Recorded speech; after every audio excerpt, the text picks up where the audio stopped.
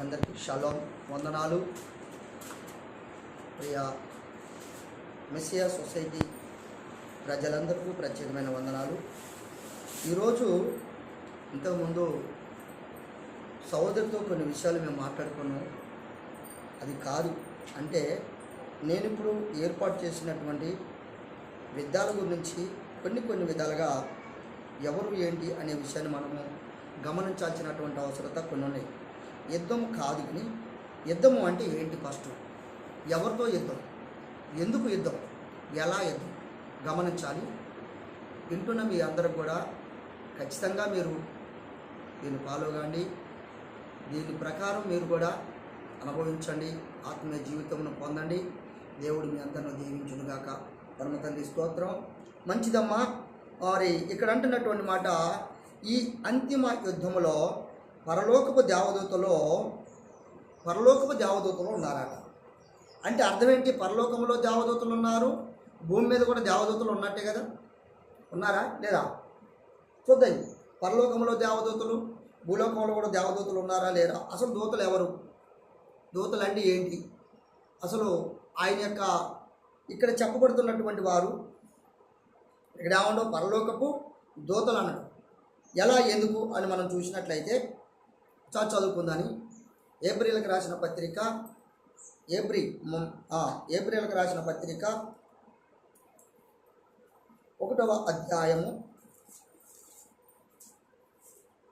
అధ్యాయము తీసారమ్మా.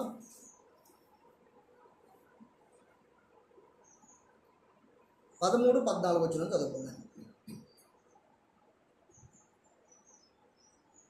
నేను నీ శత్రువులను నీ పాదములకు పాదపీఠముగా చేయి వరకు నా కుడి పార్శ్వమున కూర్చుండవు. చాలు, చిన్న ప్రార్థన చేసుకుందాం. మిక్కిలి ప్రేమ నమ్మకం కలిగిన తండ్రి, ఇదిగో నాయన, నీ శత్రువులను నీ పాదపీఠములుగా చేస్తున్నాను అన్నావు కనుక శత్రువులు ఎవరు? పాదపీఠములకు నువ్వు చేయగలిగిన తండ్రి ఎవరి పాదములకు చేస్తున్నారు అది మీకు తెలుసు కనుక నీ వాక్యమును అనుసరించి నీ బిడ్డలందరూ దీవించి ఆశీర్వదించమని, అనుసరించినటువంటి వారు కూడా మరొకసారి మీరు జ్ఞాపకం చేసుకోండి.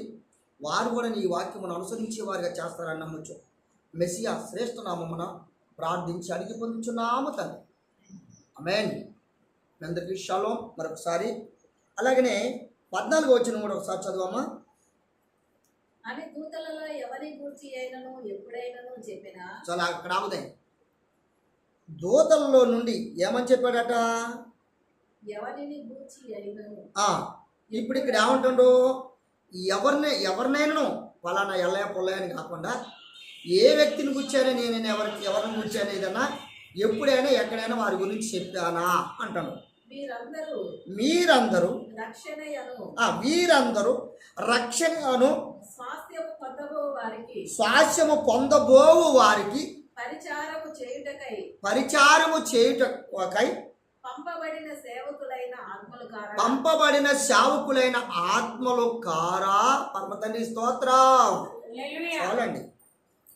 చూడండి మరొకసారి అదే ఏప్రిల్ రాసిన పత్రిక, మరి మొదటి నుంచి చదువుకుందాం. అవుతాయి రెండవ వచ్చిన నుంచి చదవండి ఒకసారి.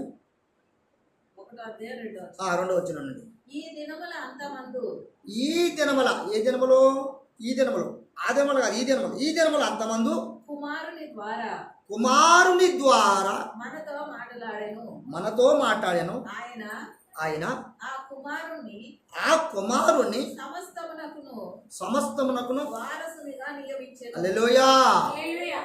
ఎవరట వారసుడు? కుమారుడు. అసలు కుమారుడు ఎవరు? కుమారుని గూర్చి కానీ తండ్రిని గూర్చి కానీ బైబిల్లో ఎక్కడ ఎప్పుడైనా ఏమైనా చెప్పినట్టు ఉందా? లేదు. కానీ నేను ఎక్కడ ఎవరితోనైనా ఎక్కడైనా ఏమైనా చెప్పానా అని అన్నాడు ఫస్టే. కనుక అలాగనే ఇక్కడ ప్రతి దానిని గురించి మనం గమనించుకోవాల్సినటువంటి అవసరం ఏంటంటే, 3-4 వచ్చిన కూడా చదవరా. ఆయన ద్వారా ప్రపంచములను నిర్మించెను. ఇది మాట. ఎవరి ద్వారా? కుమారుడు. అంటే తను ఎవరైతే నియమించుకుంటున్నటువంటి వారై ఉన్నారో ఆ కుమారుని ద్వారా ఈ భూమి మీద ఉన్నటువంటి సమస్తమును అంతటిని ఆయన ద్వారా నిర్మించుకుంటున్నాడట. ఇక్కడ బాగా గమనించాలా. నిర్మించుట అంటే తయారు చేయుట, నిర్మించుట అంటే ఏంటి? తయారు చేయటం అంటే ఏంటమ్మా? నిర్మించుట. నిర్మించుట అంటే కట్టుట, పని చేయుట. అది మాట. తయారు ఇంకోటి ఏమన్నాను? తయారు చేయటం అంటే వస్తువును తయారు చేయటం, పని చేయటం. ఇందులో 2 విధాలైనటువంటి అర్థాలు మనకు కనపడుతున్నాయి. మరొకసారి 14వ వచనం చదవండి. వీరియందు రక్షణ అను స్వాస్థ్యమును పొందబోవు వారికి పరిచారము చేయుటకై. ఎవరికట? ఎవరికైతే భూమి మీద యెహోవా మెస్సియా నందు రక్షణ కావాలని కోరుకుంటున్నటువంటి వారు ఎవరైనానో వారి కోసం మాత్రము పరిచారకులను ఏర్పాటు చేశాడట. పరిచర్య అంటే పరిచారం అంటే ఆయన యొక్క రక్షణను గూర్చి, ఎవరైతే రక్షకుడైనటువంటి వారు ఎవరై ఉన్నారో ఆ రక్షకుడిని గూర్చి, ఆ రక్షించేటువంటి రక్షణ గూర్చి ఆయన వివరించడానికి వర్తమానికులను ఏర్పాటు చేసుకున్నాట. అవునంటారా కాదంటారా? అలాగనే చదువమ్మా. వర్తమానికులను ఏర్పాటు చేసుకున్నంట. పంపబడిన సేవకులైనటువంటి ఆత్మల కారా. ఇక్కడ ఆగుదే. ఈ పంపబడినటువంటి సేవకులు అంటే వీరు చివరిగా ఆత్మగా చెప్పబడ్డారు. కనుక దానికంటే ముందుగా ఇంకొక మాట చదువుకుందాం చూడండి. అదే ఏప్రిల్కి రాసిన పత్రిక 8వ అధ్యాయము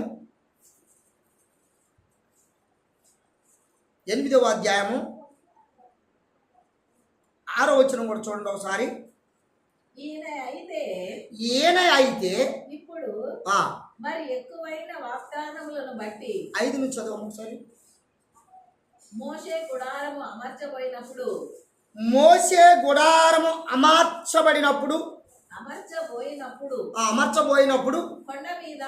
కొండ మీద నీకు చూపబడిన మాదిరి చొప్పున ఏ విధంగా చూపించాడో ఆ మాదిరి చొప్పున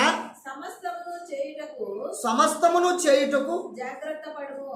హల్లెలూయా. ఇదండి మాట. ఆయన సినాయి కొండ మీద అయితే మోషేకి ఏదైతే చిత్తపాటు చేసి ఏదైతే వివరించాడో దాని ప్రకారమే ఇక్కడ సమస్తమును సంపూర్తి చేయడానికి ఇది ఒక మూలం. బాగా గమనించాలి ఈ మాట. అలాగే నేను కొద్దిగా కింది చదమ్మా. అని ఎలోహిము చేత హెచ్చరింపబడిన, ఇది మాట అండి, ఎలోహిము చేత హెచ్చరింపబడిన మాట ప్రకారము ఈ యాజకులు పరలోక సంబంధమగు వస్తువుల ఛాయారూపకమైన గుడారమునందు. హల్లెలూయా. చాలు. ఇప్పుడు ఇదెవరమ్మా? ఫస్ట్ దూతలు ఉన్నారా? ఫస్ట్ దూతలు ఉన్నారు. ఏ దూతలు? ఆ దూతలు పరలోక సంబంధమైన దూతలు. వారు ముందున్నటువంటి వారు. తర్వాత యెహోవా వచ్చిన తర్వాత ఎవరట? సేవకులు. ఈ సేవకులను ఏర్పాటు చేసుకుంది ఎందుకు ఏర్పాటు చేసుకుందంట అంటే రక్షణ ఎవరికైతే అవసరమో, రక్షింపబడుటకును ఎవరికైతే సరైనటువంటి మరి అవసరం కలిగినటువంటి వారు ఎవరై ఉన్నారో వారిని మాత్రమే ఈ విధంగా సిద్ధపాటు కొరకు సేవకులను ఏర్పాటు చేసుకున్నట్ట. మరి ఇటు సేవకులను చేస్తున్నటువంటి కాలము ఎప్పుడు? మోషే ప్రారంభము మొదలుకొని పురాత కాలంలో ఉన్నటువంటి ప్రవక్తలు కాలములో ఆత్మ ద్వారా చెప్పబడినటువంటి నాటి నుండి నేటి వరకు కూడా అదే విధంగా చెప్పబడినటువంటి ప్రతి దాని గురించి మనం తెలుసుకోవాల్సింది ఏంటంటే, ఒకసారి చూడండి నెహెమ్యా గ్రంథము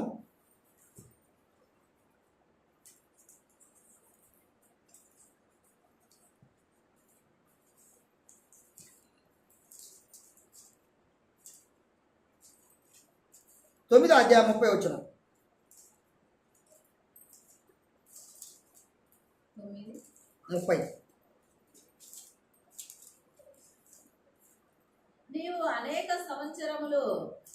నేను అనేకమైన సంవత్సరములు వారిని ఓర్చి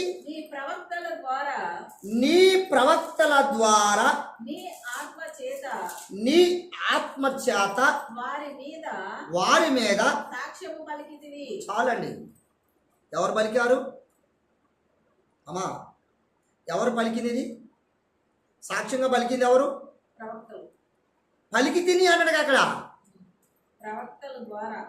అవునమ్మా, ప్రవక్తల ద్వారా సాక్ష్యం పలికి తిని అన్నాడు. మళ్ళీ చదవండి అదే మాట. పలికితివి. పలికితివా పలికినవా? పలికినా. పలికితివి. చదవండి, మళ్ళొకసారి చదవండి అదే. నీవు అనేక సంవత్సరములు వారిని ఓర్చి, మీరు అనేక సంవత్సరాలు వారిని ఓర్చి నీ ప్రవక్తల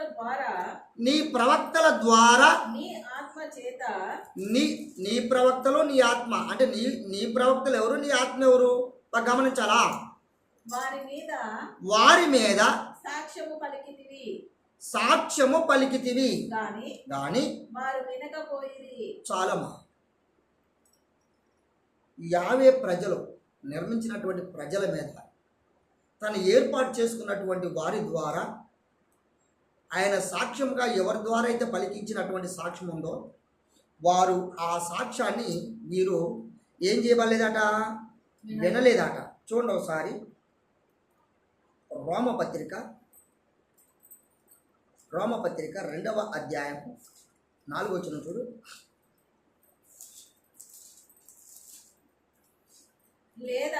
లేదా ఎలోహీము అనుగ్రహము మారు మనసు పొందుటకు నిన్ను ప్రేరేపించుచున్నదని. ఇదండి, మార్పు చెందటానికి ఎలోహిమైన ఆత్మ నిన్ను ప్రేరేపిస్తుందట. అలాగనే ఎరుగక ఆయన అనుగ్రహ ఐశ్వర్యమును సహనమును దీర్ఘశాంతమును హల్లెలూయా ఏం చేయబడ్డారట? ఆయన ఇచ్చింది ఏంది? అది సహనమునిచ్చాడు, దీర్ఘశాంతమునిచ్చాడు. దీర్ఘం అంటే నువ్వు జీవించు కాలం అంతా సంతోషంగా ఉన్నట్టుగా నీకు శాంతాన్ని ఇచ్చాడు. ఐశ్వర్యం అంటే భూమి మీద ఉన్నటువంటి ఐశ్వర్యం ఎలాంటిదో అలాంటిది అన్నమాట. ఇది అక్కడ ఇచ్చిన ఐశ్వర్యం కాదు. అది ఏమి ఇచ్చాడమ్మా? శాంతమును అమ్మా, శాంతమును, అది సహనం అంటే ఓపిక, ఎదురు చూచుట, కనిపెట్టుట, దాని పట్ల నమ్మకం ఉంచుట. ఇది వారికి స్వాస్యం మాట అండి. ఎవరికి? ఈ విధంగా అనుభవిస్తున్నటువంటి వారికి అది స్వాస్యం మాట. అందుకొరకు ఇక్కడ అంటున్నటువంటి మాట ఏంటంటే, మరొక మాట చూడండి ఒకసారి. మొదటి యోహాను పత్రిక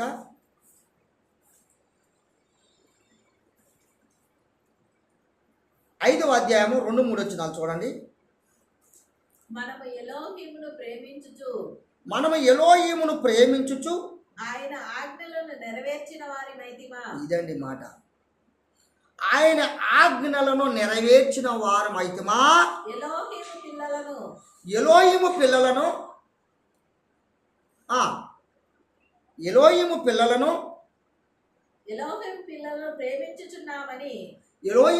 ప్రేమించున్నామని దాని వలననే పెరుగుదాం. పరమ తండ్రి స్తోత్రం. దేని వల్ల పెరిగారట? మనము ఎలోహీమును ప్రేమించుచు ఆయన ఆజ్ఞలను నెరవేర్చు వారమైతిమా. ప్రశ్న అండి అక్కడ. ముందు మోసే దగ్గర ఏమి ఇచ్చాడు? ముందు ఆయన ఒక నియమాన్ని రాశాడా? ఏ నియమాన్ని అయితే రాశాడో, ఏ విధంగా అయితే నడుచుకోమని చెప్పాడో, ఏ విధానం అయితే మీకు ఒక ఆచారం అంటూ అంటే ఈ విధంగా మీరు ప్రతి విషయంలో మీరు స్వాస్థ్యముగా మేలు పొందాలి అంటే, నేను ఇచ్చేటువంటి మేలు పొందాలంటే ఏం చేయవండి? ఇక్కడ ఆజ్ఞలకు అయిపోయి అంటున్నాడు. ఆజ్ఞలను నెరవేర్చు వారమైతిమా. ప్రశ్న అక్కడ. అయితిమా? నెరవేర్చారా? ఆజ్ఞలు నెరవేరుస్తున్నారా? అసలు ఆజ్ఞ అంటే ఏంటి? చాలామంది అంటుంటారు కదా, ఆజ్ఞలు ఎన్ని ఆజ్ఞలు అంటే మరి వాళ్ళకి తెలిసి అంటారో తెలియక అంటారు. కానీ బైబిల్ మాత్రం ఉంది ఒక్క మాట, 2 ఆజ్ఞలు అంటారు. ఏంటి ఆ 2 ఆజ్ఞలు? నిన్ను వలె నీ పొరుగు అని ప్రేమింపుడు అనేటిది ఒకటి, ఇంకా నేను నమ్మపోయాను. ఇదండి. అంటే పూర్ణాత్మతో, పూర్ణ వివేకంతో, పూర్ణ మనసుతో నీ దేవుడైన యెహోవా. నీ ఎలోహిమైన యావేను ఇట్లా అనుసరించినాడు. అనుసరించడం అంటే ఏంటి అసలు? వాక్యమును అనుసరించడమే కదా. చూద్దాం ఒకసారి. అదేవిధంగా ప్రకటన గ్రంథము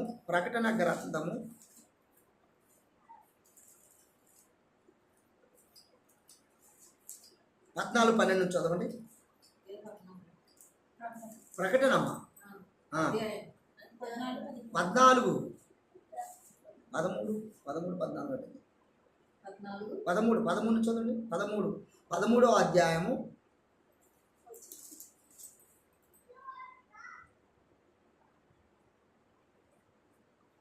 13 తీసుకుంటాం. 13 వచ్చిన అనుకుంటారా? అంతటా ఇప్పటి నుండి అది కాదు. వాక్యమైన నామం నీకు పెట్టబడిన అన్న మాట ఉంటుంది. 19. 19, 13 రైట్. రక్తంలో ముంచబడిన కరెక్టే. 19, 11 నుంచి చదవను. 11 నుంచి. మరియు పరలోకము తెరవబడి ఉండుట చూచి అప్పుడు ఇదిగో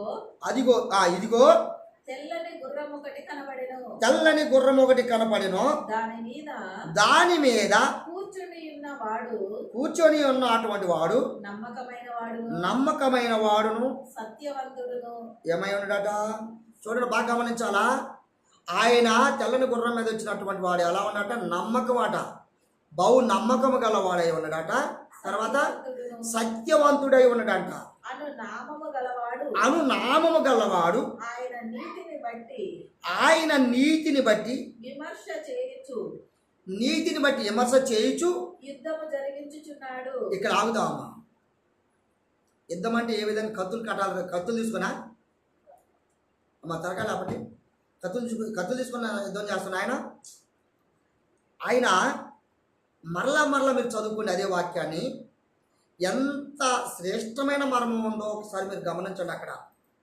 అందుకొరకు ఆయన అంటే ఇప్పుడు యెహోవా మెస్సీయా వారు ఆయన చేస్తున్న యుద్ధమా కాదా ఇది? మరొకసారి చదువు అదే మాట 11 నుంచి. మరియు పరలోకము తెరవబడి ఉండుట చూచి తిని అప్పుడు ఇదిగో తెల్లని గుర్రం ఒకటి కనబడెను.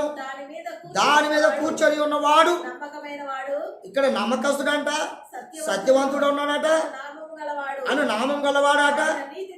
ఆయన నీతిని బట్టి విమర్శ చేయు యుద్ధము జరిగించుచున్నాడు. ఇక్కడ విమర్శ అంటే ఏంటి? విమర్శ అంటే ఏంటి అమ్మా? విమర్శ అంటే ఏంటి? విమర్శించడం అంటే ఏంటి? అది మాట అమ్మ, అర్థమవుతుందా మీకు? విమర్శించటం అంటే ఎత్తి చూపించటం. ఎస్తేరమ్మా నువ్వు ఇది తప్పు చేస్తున్నావు, ఇది కరెక్ట్ కాదు. నిర్మలమ్మ ఇది తప్పు కాదు. రవి ఇది తప్పు, ఇది ఇట్లా తప్పు, ఇలా చేయకపోతే తప్పు, ఇలా చేస్తే తప్పు కాదు. ఇది ఎత్తి చూపటం. అవునంటారా కాదంటారా? జరిగించుచున్నాడు. ఆయన నేత్రములు అగ్ని జ్వాలల వంటివి. ఆయన శిరస్సు మీద అనేక కిరీటములు ఉండెను. రాయబడినటువంటి నామము ఆయన కలదు. అది ఆయనకే గాని అది ఎవరికి తెలియదు. ఆయన నామాన్ని చూద్దాం. ఇప్పుడు ఎవరిని గురించి రాయబడదో, ఎవరు యుద్ధం చేస్తున్నారు, దేని మీద యుద్ధం చేస్తున్నారు, ఎందుకు యుద్ధం చేస్తున్నారు, ఇప్పుడు మీకు స్పష్టంగా అర్థమయ్యేలా చెప్తాను. ఇప్పుడు ఈ చేసేటువంటి ఆయన ఎవరు? ఆయన ఇప్పుడు చదువుకుందా. ఇప్పుడు ఆయనకు ఒక నామం ఉందంట. ఆ నామం రక్షణ నామం అంట, సమాధానం అట, నీతి అన్నట. అటువంటి యొక్క నామము గలవాడై ఉన్నాడట. ఆ సత్యవంతుడైనటువంటి నామం గలవాడే. నామం కాదు, బిరుదులై ఎనుకో పేరుందట. ఇవన్నీ రుజువు చేస్తున్నటువంటి యొక్క ఆ రూపశిల్పి ఎవరే అంటే ఆయనకు పేరుంది. ఆయన పేరు ఏంటట? ఇప్పుడు చదువుకున్నాయి. 13వ వచనం. రక్తములో ముంచబడిన వస్త్రము ఆయన ధరించుకొని ఉండెను. మరియు ఎలోహీము వాక్యము అను నామము ఆయనకు పెట్టబడి ఉన్నది. హల్లెలూయా. చాలండి. ఎలోహిం అనేటటువంటి యొక్క నామము, వాక్యమైన నామము ఆయనకు పెట్టబడి ఉందంట. అంటే ఎవరిని ధరించుకోవాలి? ఇప్పుడు వాక్యమును ధరించుకోవాలి. అంతేనా కాదా? వాక్యమును ధరించుకొని ఏం చేయాలి? మనము నీతిగా ఉండాలన్నట, సత్యవంతులుగా ఉండాలన్నట, అనుసరించే వారిగా ఉండాలన్నట. మనం దేని అనుసరించే వారిగా ఉండాలన్నట? మనము ముందుగానే చెప్పాడు. ఏం చెప్పాడు?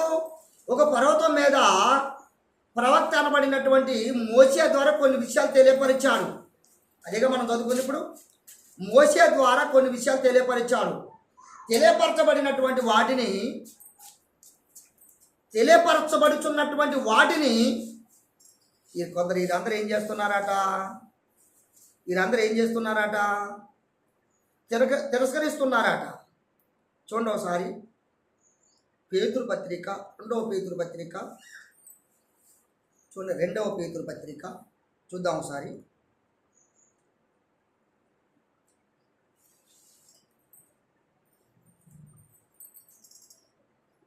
తీశారమ్మా? 2వ పేతురు పత్రిక 3వ అధ్యాయం 9వ వచనం చూడండి. కొందరు ఆలస్యమని ఎంచుకొనినట్లు ప్రభువు తన వాగ్దానమును గూర్చి ఆలస్యము చేయువాడు కాడు గాని ఎవడు నశింపవలనని నిశ్చయింపక అందరూ మారు మనసు పొందవలనని కోరుచు మీ వెడల దీర్ఘశాంతము గలవాడై ఉన్నాడు. అయితే ప్రభువు దినము దొంగ వచ్చినట్లు వచ్చును. ఆ దినమున ఆకాశములు మహాధ్వనితో గతించిపోవును. పంచభూతములు చదవండి లయమైపోవును. హల్లెలూయా. చూడండి, ఆయన వచ్చి చెప్పుచున్నప్పుడు ఆయన రాజ్యంలోకి ఆయన దగ్గర పోయినప్పుడు ఏముంటాయట, ఏమి ఉండవట? ఇక్కడ భూమి మీద అక్కడ ఏం లయమైపోయినాయి అమ్మా? పంచభూతములు. దాని కింద అట్లాగనే పంచభూతములను మిక్కటమైన ఏండ్రముతో ఇక్కడ లయమైపోవునట్టు. అలాగే కంటిన్యూ చేయి. కృత్యములను కాలిపోవును. ఇవన్నీ ఇట్లా లయమైపోవునవి గనుక ఆకాశములు రగులుకొని లయమైపోవునట్టు పంచభూతములు మహావేంద్రముతో కరిగిపోవునట్టు ఎలోహీము దినపు రాకడ కొరకు కనిపెట్టుచు దానిని ఆశతో అపేక్షించుచు మీరు పరిశుద్ధమైన ప్రవర్తనతోను, ఇక్కడ బాగా గమనించాలి, పరిశుద్ధ ప్రవర్తనతోను భక్తితోను ఎంతో జాగ్రత్త గలవారైనట్లు ఉండవలెను. అయినను ఇది బాగా గమనించాలి. ఆయన వాగ్దానముల బట్టి కొత్త ఆకాశముల వరకు కొత్త భూమి కొరకును హల్లెలూయా. ఇదండి మాట అమ్మా. చాలు. కొత్త భూమి కొత్త ఆకాశము కొరకు కనిపెట్టుచున్నటువంటి వారు దాని యందు నీతి నివసిస్తుందట. ఈయన ఏ విధంగా చెప్పబడ్డటువంటి ఈ వాక్యము, ఇప్పుడు చదువుకున్నటువంటి వాక్యము ఎందులో చదివామా? ఇప్పుడు అంటే 2వ పేతురు పత్రిక 3వ అధ్యాయంలో మనం చదువుకున్నటువంటి మాట. ఎందుకు అడుగుతున్నానంటే మరలా ఈ మాట మీకు అంటే సరిపడా అంటే అర్థమవుతుందా లేదా ఒకవేళ ఇది మీకు గుర్తుండటం కోసం ఈ మాట చెప్పడం జరిగిందనమాట అమ్మ. అలాగనే చూడండి ఒకసారి దానియేలు గ్రంథము 7వ అధ్యాయం 10వ వచనం కూడా చూడండి. అగ్ని వంటి ప్రవాహము ఆయన యొద్ద నుండి 10 వచనం.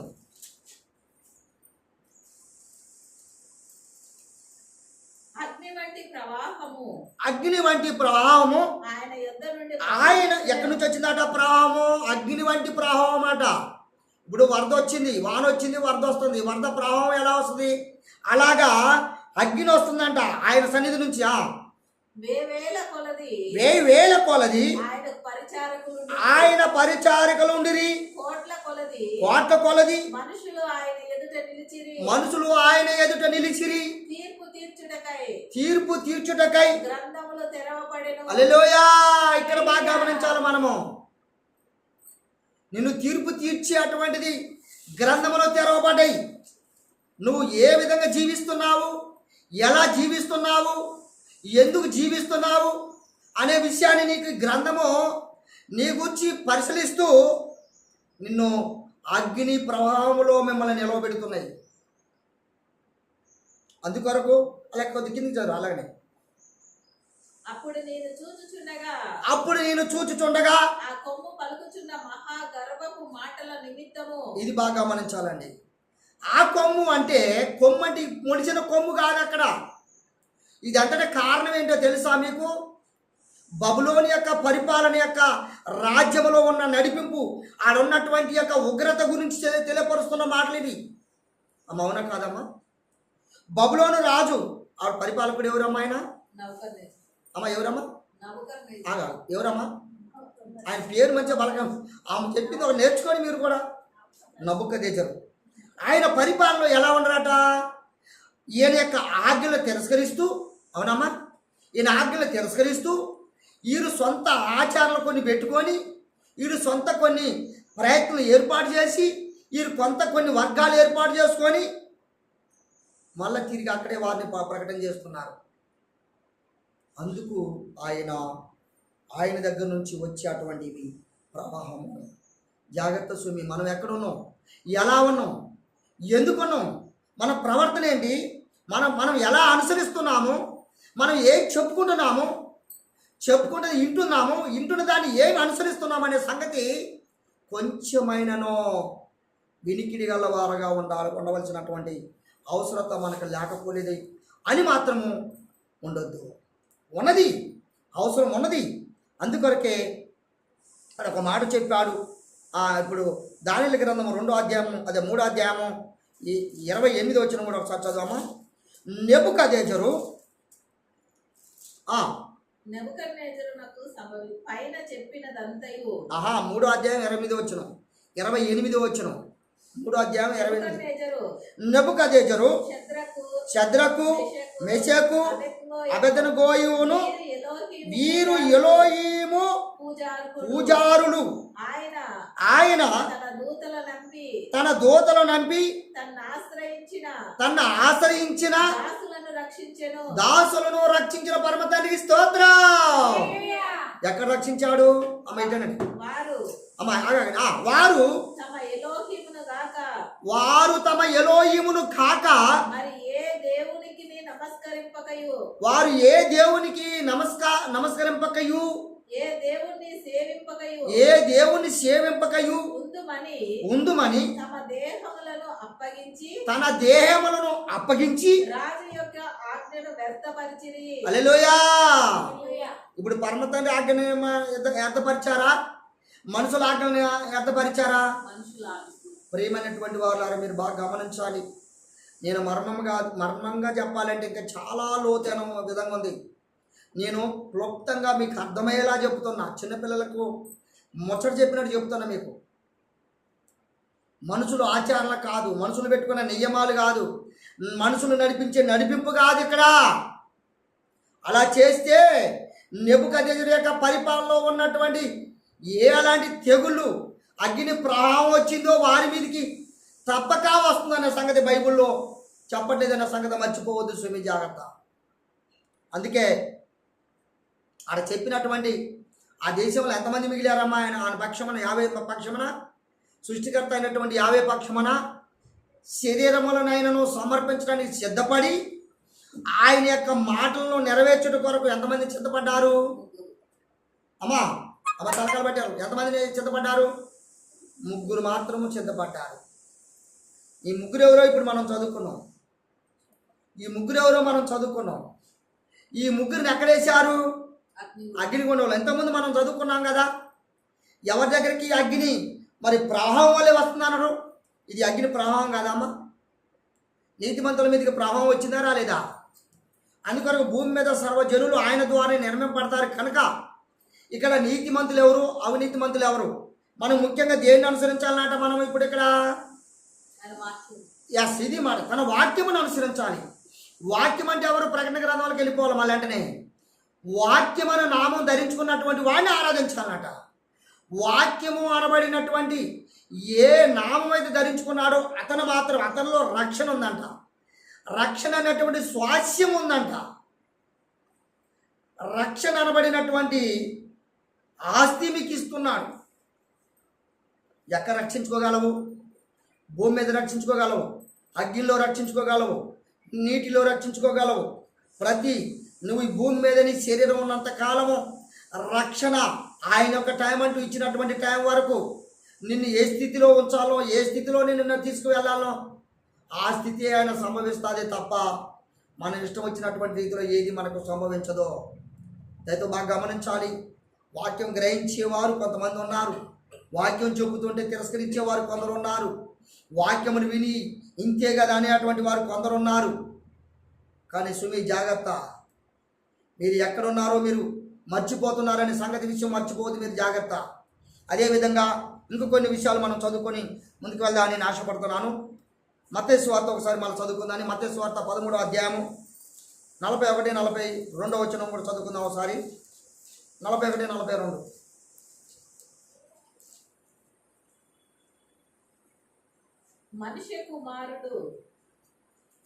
మనుష్య కుమారుడు తన దూతలను పంపును, వారు ఆయన రాజ్యములో నుండి ఆటంకములగు సకలమైన వాటిని దుర్నీతి పరులను సమకూర్చి హల్లెలూయా.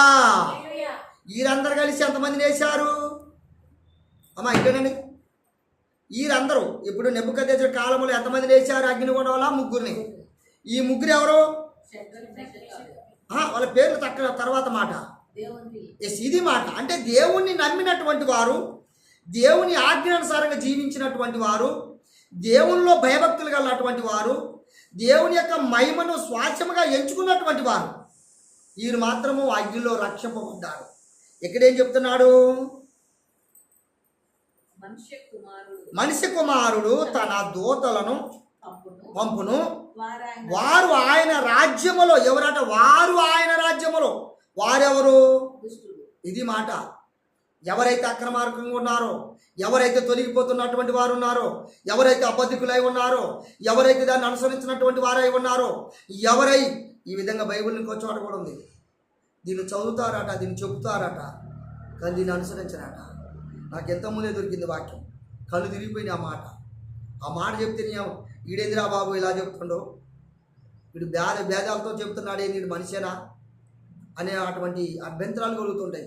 అందుకొరకు దాన్ని నేను మీ మధ్య పెట్టడానికి నేను ఇష్టపడలేదు. కాకపోతే మనం మా సంఘంలో చెప్పుకోవడానికి నేను ఇష్టపడతాను. కానీ మీరు ఎన్నటువంటి వారిలో మీరు కొంతమందికి వాక్యమును గ్రహించలేనటువంటి వారై ఉండి తిరస్కరించే అటువంటి వారిగా ఉన్నారన్న సంగతి నాకు తెలుసు. కొంత ఈ తిరస్కరిస్తున్నటువంటి వారు మాత్రమే అభ్యంతరంగా ఆలోచించే అటువంటి వారు. కొంతమంది ఏమంటారంటే ఆహాయ్ ఇతనే కదా అనుకోవచ్చు. సో మీ జాగ్రత్త. దేవుని రాజ్య పరిపాలన, దేవుని యొక్క రాజ్య రక్షణ, దేవుని యొక్క రక్షణ అనేటువంటి స్వాస్థ్యమును నువ్వు పోగొట్టుకుంటున్న సంగతి నీవు మాత్రము మర్చిపోతున్నావు, కానీ రక్షించుకోవడానికి మాత్రం ఇష్టపడలేదు. చూడండి మరొకసారి తీశారమ్మా.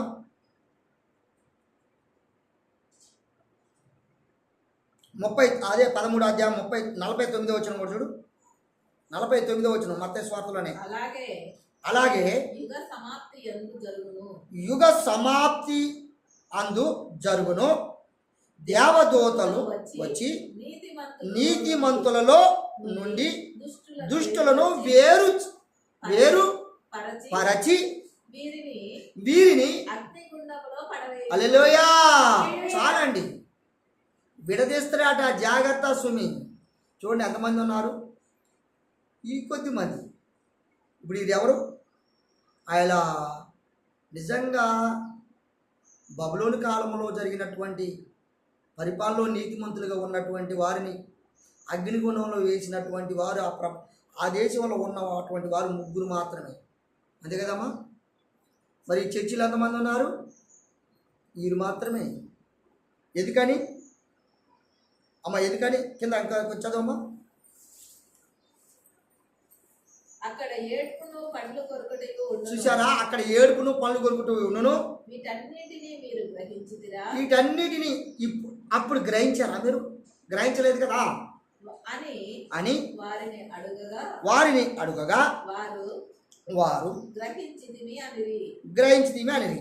అందుకు ఆయన పరలోక రాజ్యములో శిష్యుడిగా చేరిన అబ్బా ఇదండి, పరలోక రాజ్యములో శిష్యుడిగా చేరిన ప్రతి శాస్త్రియు తన ధననిధిలో నుండి ఆ క్రొత్త పదార్థములను పాత పదార్థములను వెలుపలికి తెచ్చు ఇంటి యజమానుని పోలి ఉన్నాడని వారితో చెప్పాను. చాలండి.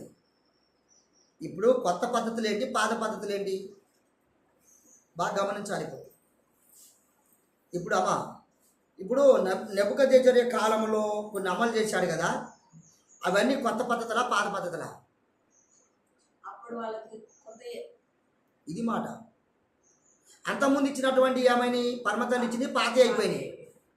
అంటే పరమతండ్రి చెప్పినటువంటి ఏమో పాతే అయిపోయినాయి, ఒక రాజు చెప్పినవి మాత్రం కొత్త అయిపోయినాయి కదండి. అందుకే ఈనాడు కొంతమంది ఏమంటున్నారంటే కొత్తది వేరు పాతది వేరు, కొత్తది అట పాత అట. అసలు కొత్తది ఏందో పాతది ఏందో అసలు అనేటి వాళ్ళకి తెలుసా మీకు? నేను అంటున్నా, కొత్త నిబంధన పాత నిబంధన అంటారు. అసలు నిబంధన అంటే ఏంటి? పుస్తకాలు అనుకుంటున్నారా? మీ అనుకుంటే మీ బ్రహ్మాది. పుస్తకాలు మాత్రం కాదు సుమి, జాగ్రత్త. బైబిల్లో ఏముంది తెలుసా? లేఖన గ్రంథమందు అని ఉంది. ఏమనుందమ్మా? లేఖనాల గ్రంథము. అంతేగాని పాత నిబంధన కొత్త నిబంధన అంటే మోసే కాలంలో ఇచ్చినటువంటి ఏదైతే విధించినటువంటి నిబంధనలు ఉన్నాయో అవి నిబంధనలు అంటే, వాక్యం కాదు నిబంధన. జాగ్రత్త గమనించాలా సుమి. అందుకొరకు ఇక్కడ చెప్పే ప్రతి మాటకు మనం ఆలోచించవలసినటువంటి అవసరత మనకు లేకపోలేదు. చూడమ్మా, అదే ప్రకారంగా ఆ రోమపత్రిక 2వ అధ్యాయం 8వ వచనం 9వ వచనం చూడమ్మా. అయితే ఏ భేదములు పుట్టించి సత్యమునకు అబ్బా చాలమ్మా. ఏ భేదములు పుట్టించి వాటిలో జాగ్రత్త కొటేషన్ చేసుకోండి. ఇక్కడ అన్నాడు, అయితే ఏ భేదములో పుట్టించి సత్యమునకు లోబడక దుర్నీతికి లోబడిన వారి మీదికి ఎలోహిము ఉగ్రతయు రౌద్రమును. హల్లెలూయా. చాలండి. ఇప్పుడు వీరు ఎవరి యొక్క వైపు ఉన్నటువంటి వారు వీరి మీదకి ఏమొస్తుందంట? అవినీతి పరులు అంటే ఎవరు? ఇప్పుడు వీరు చూద్దాం ఒకసారి. యోహాను సువార్త 8వ అధ్యాయము 38 నుంచి చదువుకున్నాం కదా. నేను నా తండ్రి యొద్ద చూసిన సంగతులే బోధించుదును. ఆ ప్రకారమే బాగా గమనించాలా. నా తండ్రి దగ్గర నుంచి బోధిస్తున్న సంగతులు నేను మీకు బోధిస్తున్నాను. మీ తండ్రి అన్నాడు ఎక్కడ? ఎవరు మీ తండ్రి? బాగా గమనించండి ఇక్కడ. అమ్మా చదవండి అమ్మా. అలాగనే మీ తండ్రి ఎవరో తెలిసింది మీకు. ఎన్న వాటినే అబ్బా మీ తండ్రి చెప్పుచున్నటువంటి వాటిని మీరు జరిగిస్తున్నారని వారితో చెప్పాను. అందుకు వారు ఆయనతో మా తండ్రి అబ్రహాము అనేది యెషువా, యాషువా, మీరు అబ్రహాము పిల్లలైతే మీరు అబ్రహాము పిల్లలైతే. అబ్రహాము చేసిన క్రియలు చేతురు. సో మీరు జాగ్రత్త, మీరు గమనించాలి ఇక్కడ మాటలు.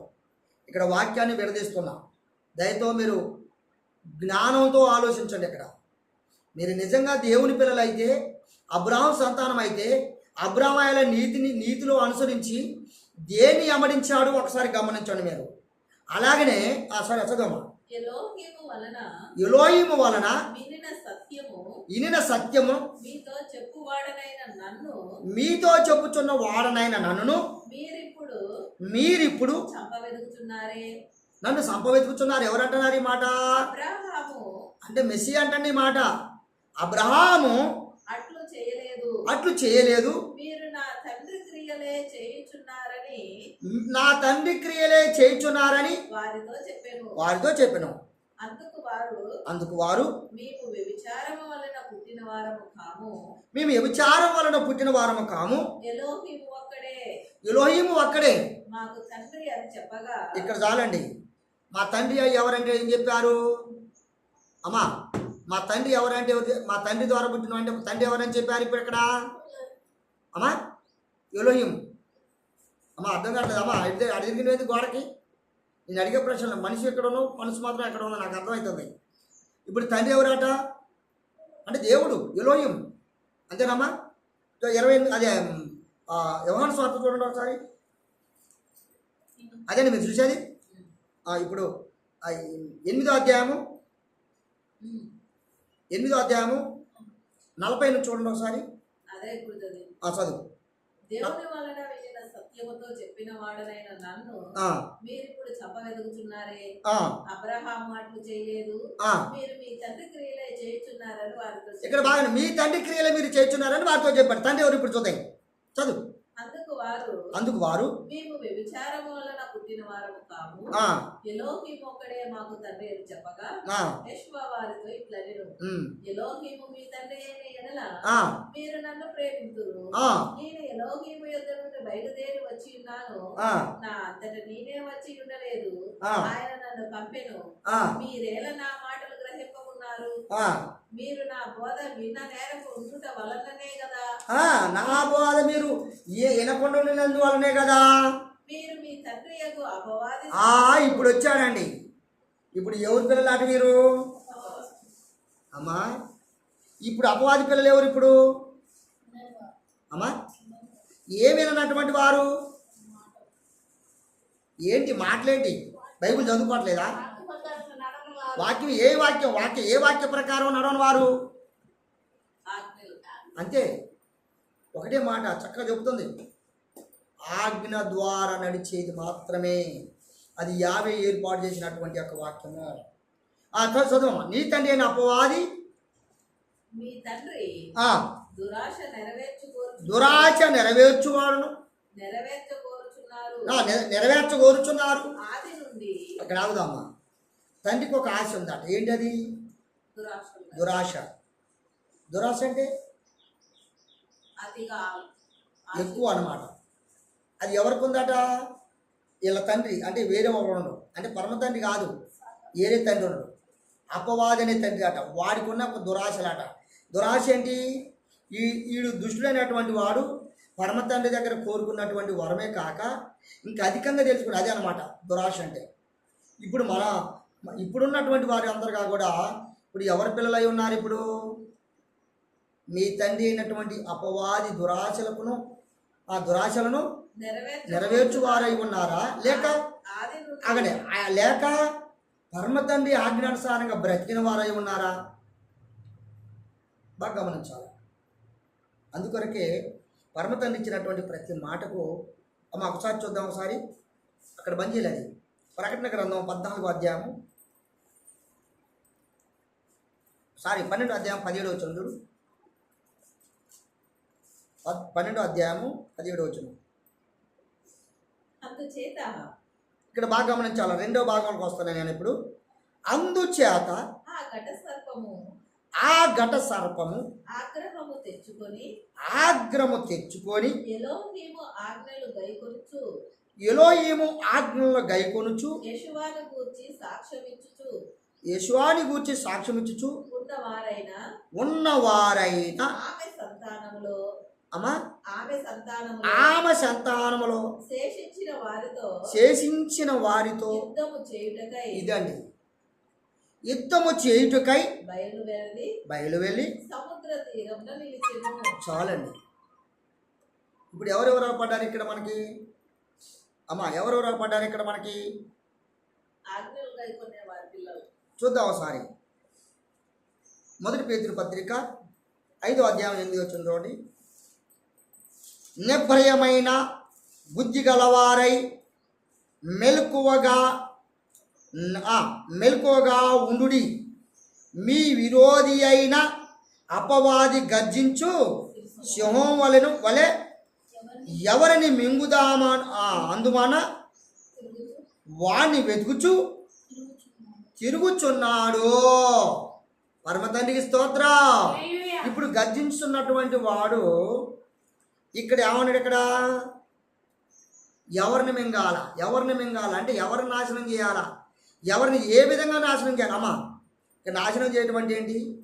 ఆజ్ఞానుసారంగా జీవించకుండా బ్రష్లు చేయటమే నాశనం చేయటం. అవునంటారా కాదంటారా? ఈ ఆజ్ఞానుసారంగా నడవనటువంటి వాడిని నాశనం చేస్తానంటాడు. ఏ విధంగా నాశనం చేస్తా అంటున్నారు? ఇది బంద్ చేసుకో అక్కడే షాక్. అయితే ఏ విధంగా నాశనం చేస్తున్నాడు అంటే ఏ విధంగా అంటే వాక్యమును అనుసరించే వారిని మాత్రమే నాశనం చేయడానికి వచ్చాడు అటవాడు.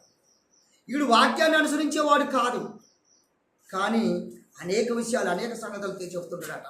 అందుకొరకు నీ తండ్రి నియమించిన కొత్త వాటిని అనుసరించినట్లయితే మనకి నిత్య నరకము తప్పదు. నీకు పాతగా ఉన్న పరమ తండ్రి యెహోవా మెస్సియా ప్రకటన గ్రంథంలో చెప్పబడినటువంటి మాట ప్రకారంగా అనుసరించిన వారం అయితే నిత్య జీవం గలవారం కాకమా. పరమ తండ్రి మిమ్మల్ని దీవించుగాక.